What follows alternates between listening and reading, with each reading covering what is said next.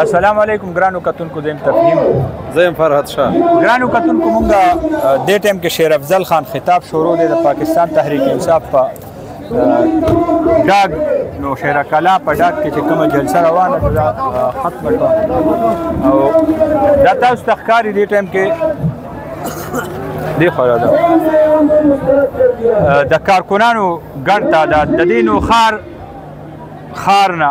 غیر چاپیره په روډونو باندې او مضافاتي علاقو کې پولیس ناکې ناکهبندیانې خوف دهشت او هر قسمه سرکاري ذرایع چې د یرې استعمالېدی شو هغه استعمال شول د هغې باوجود دا د نوښار تحریک انصاف دلته کې دا کارکن راغونډ دی مونږ را روانو مونږ وی چې په دې باندې به خبره وکړو او جلسې ختمېدو نه مخکې زه خپل یو خبره دلته ریکارډ کړم نه کنه دی دغه شه شدا پکې راځي شیر افضل مروت خطاب اخیری لمحاتو کې دی او یو ډېر لوی جمع غفیر دا ټول رکاوټونه مات کړل او د نوښار ډاګ ته راغل نو نوښار تحریک انصاف حوالې سره دا یو ډېره غټه تبدیلي او راتلونکي وخت کې دا د نوښار د سیاسي نقشې تعین کوي او دا د سیاسي د نقشې د تعین اعلان دی ما چې څه محسوس کړل ما چې څه وکتل هغه زه خپله شیشه باندې نوښار ته خولو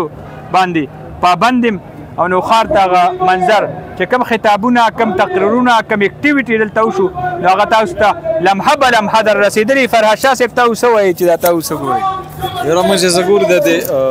دونه تریټ الرټ باوجود چې کوم دی نوښار کې چې کوم خلک راغونډ شو خاص کر پاکستان تحریک انصاف او بیا د خټک حوالې څخه خبرو کو چې خټک صاحب ویل چې نوښار پی ټی آی ته ماړه او واپس چې کوم دی خلک ما سره شامل شو نو زه خو یم چې هغه سره کوم خلک دي هغه خلاصه ته دي دلته چې کوم شما ولیدل او دا څه دي دا تاسو ټول خلکو به لیدلي څه ډېر زیات د دې دونه تاسو خبرو کړه دا خو په خیراس دې کې دا وه چې لکه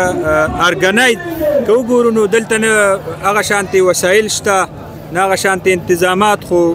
ډېر ګڼ تعداد کې خلک هغه موجود دي جلسه وشوه د دې نه مخکې خوف دهشت او افواګانې هر قسمه بالکل ډېر زیات ریټ الرټ چې جاري شوی دومره کارکن راجمع کېدو بلکې نن چې ذرایع چې کوم خبره کوله موږ سره خبره وشوه پولیس ذرایع خاص کر چې را دوه ګاډي راغلي درنه دي درې دي د هغې باوجود چې د پاکستان تحریک انصاف چې کوم کارکنان یو د هغې او هغه په جلسې ته په کوم جذباتو سره دننه راغلي دي دا ورسره پکې په جلسه کې انتظامات بیخي نشته لکه مطلب دا دی که جلسې چې څه ریکوایرمنټ دی هغه نشته او د هغې باوجود جلسه شروع ده نو ډېر زیات خلک دي او دغه دا ماته ناممکن ښکاري او خاص کر او بیا مروت صاحب دا خبر هم په خپل دغه کې وکړه چې د نوښار جلسه په غونډ پاکستان کې اول نمبر مطلب دا دی چې دونه کارکنان د خټک په کلي کې راغونډ شو خټک صاحب هغه خبرې دروغ ثابت بالکل جی مونږ که ووایو نو دا د سابقه وزیر دفاع او سابقه وزیر اعلی پرویز خان چې د دې د هغه هوم ګراوند دی او د